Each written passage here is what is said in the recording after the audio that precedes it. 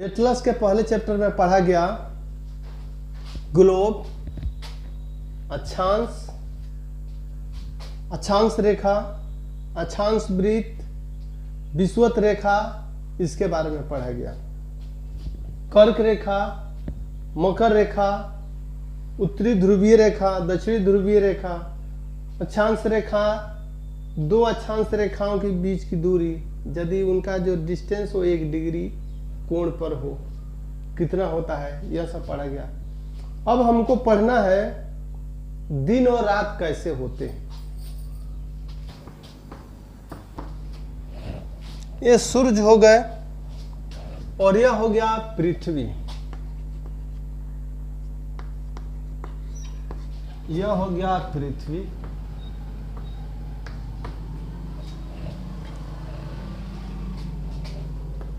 अक्ष, पृथ्वी अपने अक्ष पर घूमती है। पहले ही कहा गया, पढ़ा गया है कि पृथ्वी के बीचों बीच एक काल्पनिक रेखा होती है, अस्थिर रेखा होती है, जिस पर पृथ्वी घूमती है, अक्ष कहते हैं। सूर्य के सामने जो भाग आता है उस भाग में दिन होता है।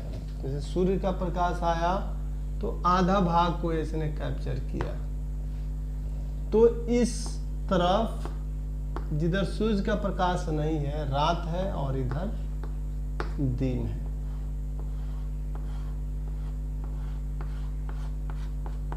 इधर रात हो गया, इधर दिन हुआ। अब हम जानते हैं कि पृथ्वी अपने अक्ष पर घूमती है पश्चिम से पूरब की ओर, पश्चिम से पूरब की ओर घूमती है। तो वह घूमते घूमते पश्चिम से पूरब ऐसे घूमते घूमते अब ए वाला भाग सामने आएगा, इसको पीछे आ गया। तो जो पीछे वाला भाग है रात, वो सामने आएगा, तब यहां पर उधर हो जाएगा दिन, इधर हो गया रात।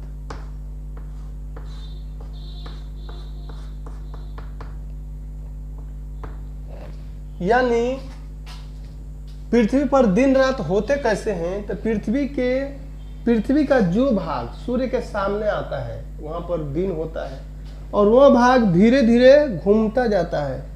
यह घूमते जाता है, जैसे जैसे घूमते जाएगा वैसे वैसे अगर सुबह होता है तो सुबह के बाद धीरे धीरे दोपहर होगा, शाम होगा, और जो रात वाला भाग है, अंधेरे वाला भाग है, वो सामने आएगा तो दिन होता है। इस तरह से दिन और रात होते रहते हैं। यह 24 घंटे पे, जैसे ये वाला भाग है दिन वाला, तो यहाँ पर एक बार जाएगा पूरा दिन, यहाँ पर सुबह का स्थिति से है, सुबह से गया दोपहर शाम 12 घंटा 12 घंटा 24 घंटे में एक दिन और रात हो जाते हैं। इसको इस तरह से भी समझ सकते हैं।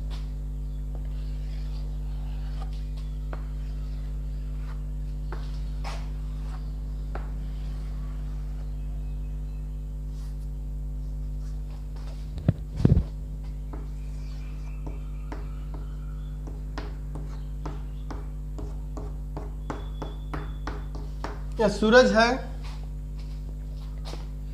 यह पृथ्वी की विभिन्न स्थितियों को दिखाया गया है। ये इसका अक्ष हो गया।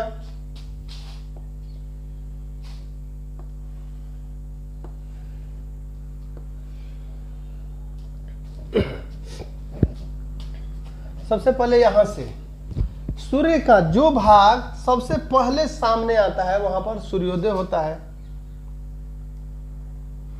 ये वाला भाग रात वाला भाग है, और यहां पर आपका अगर लोकेशन है तो इसका मतलब यहां पर सूर्योदय हो रहा है। जो भाग सबसे पहले आया उधर सूर्योदय हुआ। इधर तो है ही ये दिन, इधर है रात। फिर उसके बाद ये सूर्योदय है, धीरे धीरे आगे बढ़ता रहता है। लोकेशन यहां पे आ गया,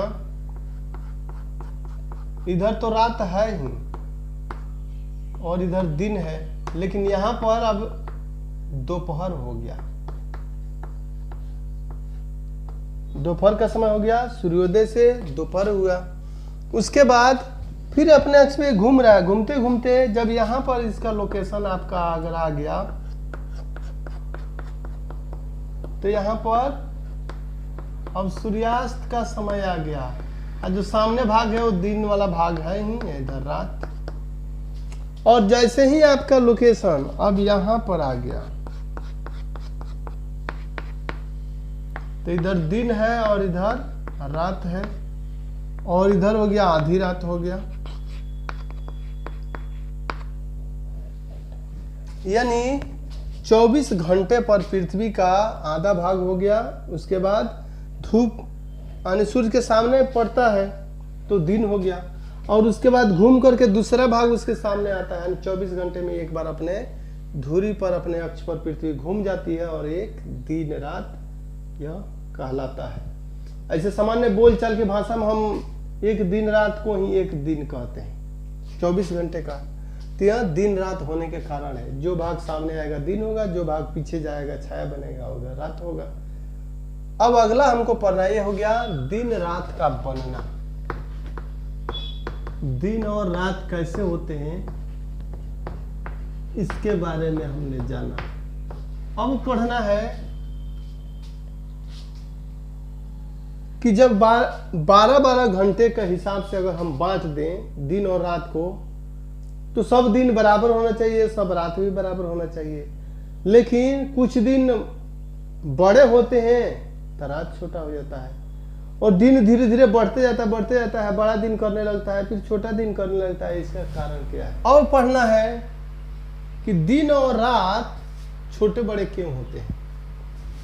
मान लीजिए कि पृथ्वी है, अपने अक्ष पर अगर झुकी हुई नहीं होती तब क्या होता? पृथ्वी अपने अक्ष पर अगर झुकी हुई नहीं होती तो दिन और रात बराबर ही होते।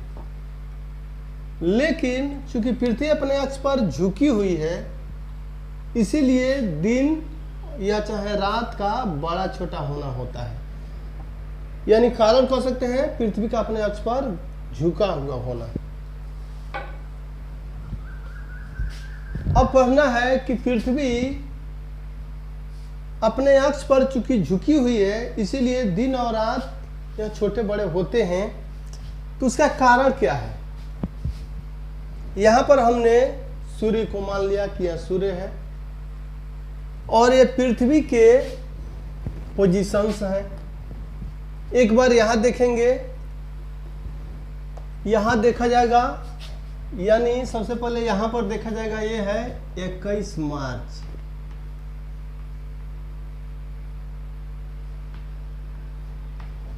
इक्कीस मार्च पर देखा जाएगा कि क्या स्थिति है। फिर आगे बढ़ते जाएंगे, ये लाइन जो हमने खींचा है यह पृथ्वी का एक्सिस है, अक्ष है। और पहले से पढ़ा गया है कि पृथ्वी का जो अक्ष है उसके ऊपर वाला जो भाग है उसको उत्तरी ध्रुव कहते हैं, और नीचे दक्षिणी ध्रुव। तो सब में उसी तरीके से उत्तरी ध्रुव और दक्षिणी ध्रुव हो गया। इसमें 3 लकीर खींचा गया है। तो यह भी पहले हम लोगों ने पढ़ा कि 0 डिग्री जो अक्षांश रेखा होता है, 0 डिग्री अक्षांश रेखा, इसको कहते हैं भूमध्य रेखा या विषुवत रेखा। 23.5 डिग्री उत्तरी अक्षांश को कर्क रेखा, उत्तरी अक्षांश को कर्क रेखा। 23.5 डिग्री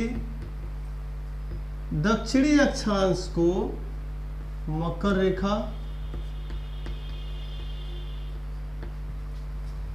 विषुवत रेखा, कर्क रेखा, मकर रेखा, सब में वही है।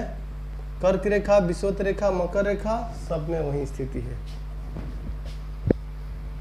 अब देखेंगे 21 मार्च से शुरू करते हैं। सूर्य जब 21 मार्च की तिथि होती है तो सूर्य की जो किरणें हैं सीधी विषुवत रेखा पर पड़ती है। यानी सूर्य यहाँ पर है और इस स्थिति में पृथ्वी है।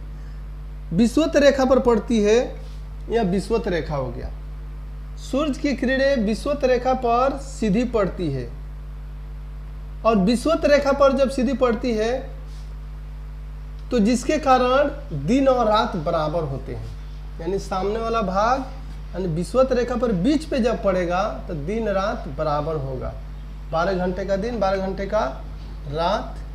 तो 21 मार्च को दिन और रात बराबर होते हैं।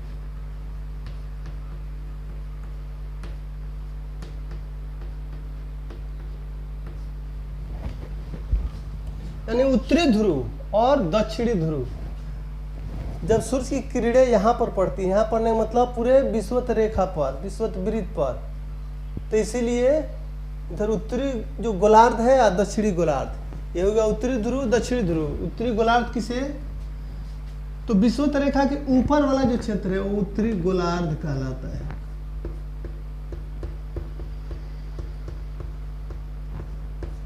और नीचे दक्षिणी गोलार्ध। तो उत्तरी गोलार्ध पर और दक्षिणी गोलार्ध पर बराबर दिन रात होते हैं। अब 21 मार्च से धीरे धीरे आते हैं, मार्च अप्रैल मई जून में आ गए। 21 जून की तिथि को, 21 जून की तिथि को पृथ्वी इस पोजीशन पर आ गया। यानी पृथ्वी तो हमेशा समानांतर चाहे किसी भी जगह पे होगा, अक्ष हमेशा पैरेलल ही होते हैं, समानांतर होते हैं। यहाँ पर हो गया और सूर्य की स्थिति इधर है, झुकाव है किधर, तो ये हो गया विषुवत रेखा और यहाँ पे है कर्क रेखा।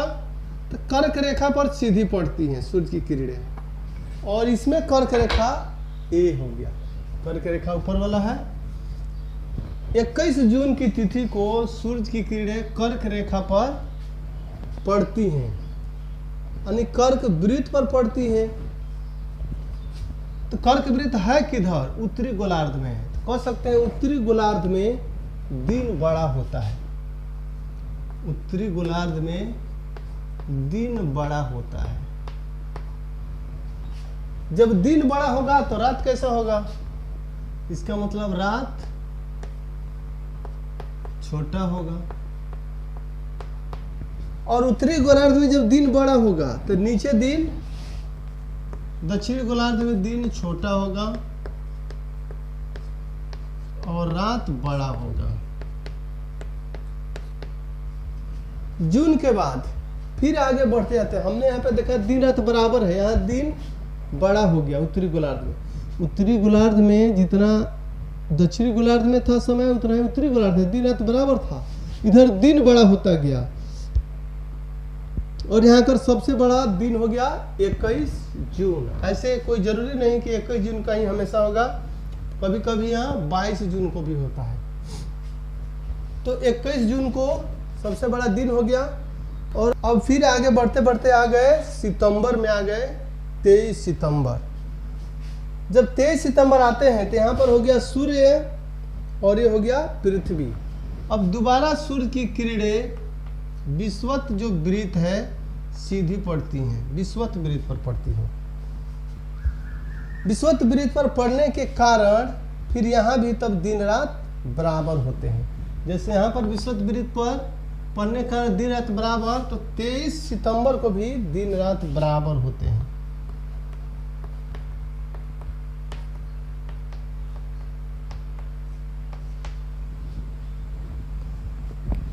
फिर आगे बढ़ते हैं, सितंबर से दिसंबर आ गए, 22 दिसंबर।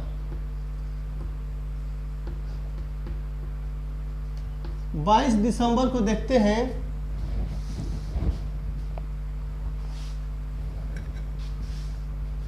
सूर्य इधर है और पृथ्वी यहाँ पर आ गई। अब झुकाव हो गया, ये हो गया विषुवत रेखा, ऊपर पड़ गया विषुवत रेखा, कर्क रेखा, मकर रेखा यहाँ पर पड़ता है, यानी सूर्य की किरणें अब मकर रेखा पर डायरेक्ट पड़ती हैं। तो मकर रेखा दक्षिणी गोलार्ध में पड़ता है, इसलिए दक्षिणी गोलार्ध में दिन बड़ा होगा।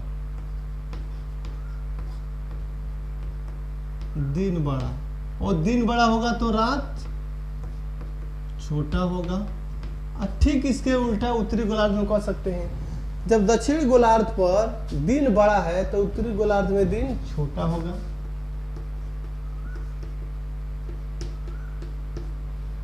और रात तब बड़ा होगा।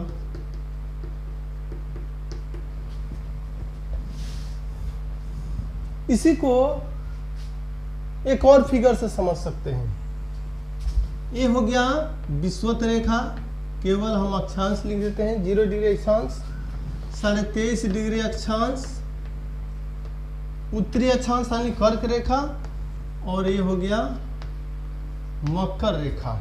इस फिगर से भी समझ सकते हैं। 21 मार्च को सूरज की किरणें विषुवत रेखा पर पड़ती हैं सीधी।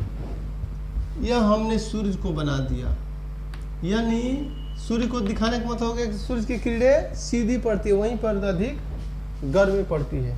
तो 21 मार्च को विषुवत रेखा पर पड़ती है सीधी। ये तिथि हो गया 21 मार्च। तो जब बीच में सूरज की किरणें पड़ती हैं सीधी, तो उत्तरी गोलार्ध हो चाहे दक्षिणी गोलार्ध हो, दोनों में दिन रात बराबर हो जाएगा। जब यहाँ पर पड़ेगा तो दिन रात बराबर। फिर उसके बाद 21 मार्च के बाद 21 जून, यहाँ आ गया 21 अब जून, कर्क रेखा पर। ये हो गया कर्क रेखा पर लंबवत पड़ती है, तो कर्क रेखा पर लंबवत सूरज यहाँ दिखाया गया कर्क रेखा पर।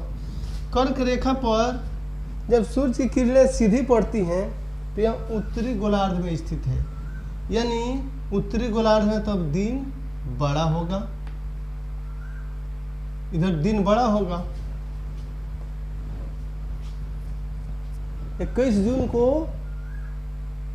21 मार्च को दिन रात बराबर हो गया, और 21 जून को दिन बड़ा हो गया। कहाँ? उत्तरी गोलार्ध में। तो जब दिन बड़ा हो गया तो बाकी सब तो बता सकते हैं। 21 जून के बाद तब आते हैं 23 सितंबर। 23 सितंबर को भी विषुवत रेखा पर सूरज की किरणें सीधी पड़ती है। तो ये हो गया 23 सितंबर। सूर्य का जो गति हो गया 21 जून को कर्क रेखा पर, उसके बाद विषुवत रेखा पर। तो विषुवत रेखा पर जब सीधी फिर से पड़ती हैं तो दिन रात बराबर। और उसके बाद आगे बढ़कर क्या पहुंचती है, जब मकर रेखा पर कब? 22 दिसंबर को।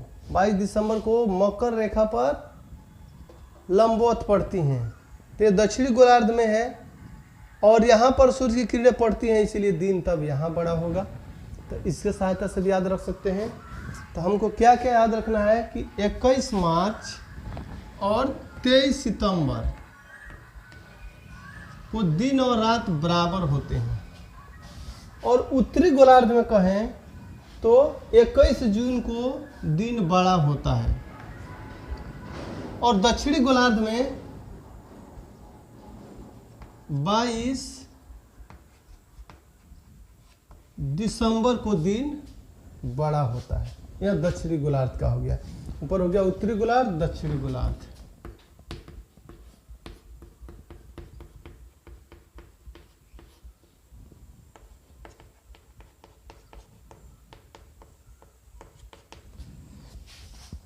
परीक्षा के लिहाज से काफी इंपॉर्टेंट है। यहाँ क्वेश्चन पूछे जाते हैं, तिथि पूछे जाते हैं, कब दिन रात बराबर होते हैं और कब दिन बड़ा होता है, उत्तरी गोलार्ध में या दक्षिणी गोलार्ध में दिन कब बड़ा होगा या रात कब बड़ा होगा। इस तरीके से हम समझ सकते हैं। यह जानने के बाद अब हमको जानना है कि ऋतु का परिवर्तन कैसे होता है। 21 मार्च इस फिगर से देखें तो 21 मार्च को विषुवत रेखा पर सूरज की किरणें सीधी पड़ती हैं। तो सबसे अधिक गर्मी विषुवत रेखा पर पड़ेगा, सबसे अधिक गर्मी बीच में पड़ेगा, विषुवत वृत्त पे पड़ेगा, यानी ऊपर भी नहीं नीचे भी नहीं। तो ऊपर के तरफ ऋतु होता है वो बसंत ऋतु होता है,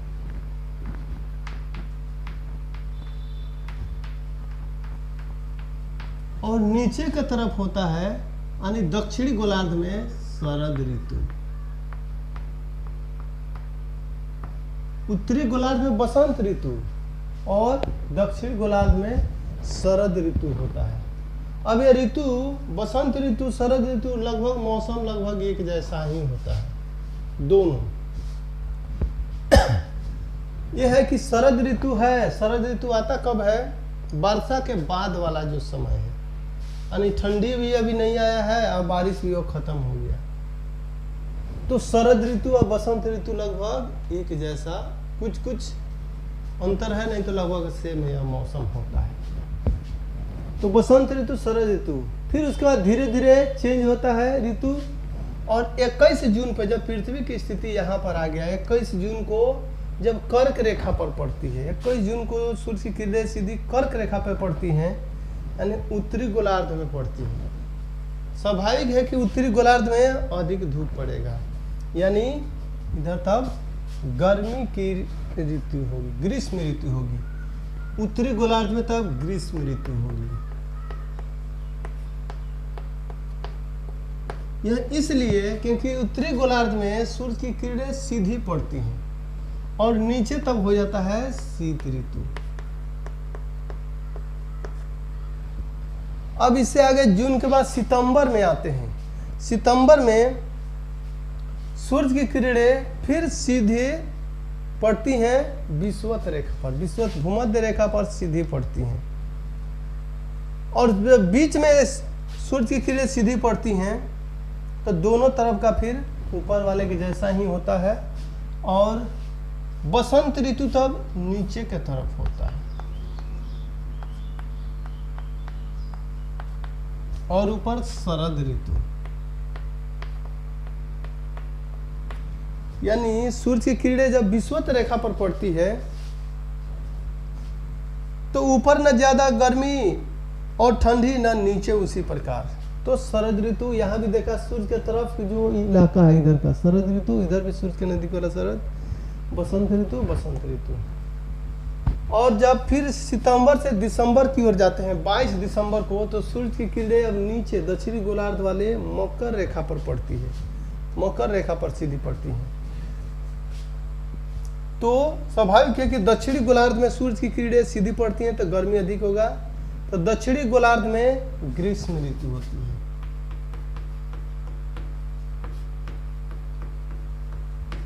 तब ऊपर शीत ऋतु होती है। तो यह भी याद रखना है 21 मार्च को की जो स्थिति है, यानी कहेंगे इधर बसंत ऋतु था, शरद ऋतु था, बसंत के बाद इसमें ग्रीष्म आ गया, यानी उत्तरी गोलार्ध में कहेंगे गर्मी धीरे धीरे बढ़ता गया। फिर उसके बाद गर्मी, बरसात के बाद यहाँ पर तब वर्षा के बाद शरद ऋतु, शरद ऋतु के बाद फिर धीरे धीरे ठंडी बढ़ती जाती और ठंडी आ जाती है, यानी शीत ऋतु। शीत ऋतु के बाद फिर इस तरह से क्रम चलते रहता है। फिर इसके बाद दक्षिण गोलार्ध से फिर यहाँ पहुँच गया पहले वाला पोजीशन में 21 मार्च वाले, फिर आ गया विषुवत रेखा पे। इस प्रकार सूर्य की जो स्थिति है वह अप डाउन करता है, या तो विषुवत रेखा पर रहेगा, कर्क रेखा, मकर रेखा, या चाहे बीच में कहीं होगा। ऐसा नहीं है कि सूर्य विषुवत रेखा से डायरेक्ट चला गया 21 जून, ये धीरे धीरे चलते 21 जून को यहाँ पे पहुँचा। फिर इसके बाद जून के बाद उसके बाद जुलाई, अगस्त, सितंबर, 23 सितंबर आया तब यहाँ पर पहुँचा। नहीं, यहाँ सब पे धीरे धीरे ऐसे सूर्य मूव करता है, चलता है। ये हो गया मौसम का परिवर्तन, दिन रात का छोटा बड़ा पढ़ा। अब इसके बाद ये हो गया ऋतुओं का परिवर्तन। इतना पढ़ने के बाद अब एक सवाल आता है कि क्या पृथ्वी का कोई स्थान ऐसा भी है जहां दिन कई महीनों का होता हो, महीना दिन तक दिन ही रह जाता हो, या महीना दिन तक रात ही रह जाता हो? क्या पृथ्वी पर कुछ स्थान ऐसा भी है जहां 6 महीने का दिन या 6 महीने का रात होता है?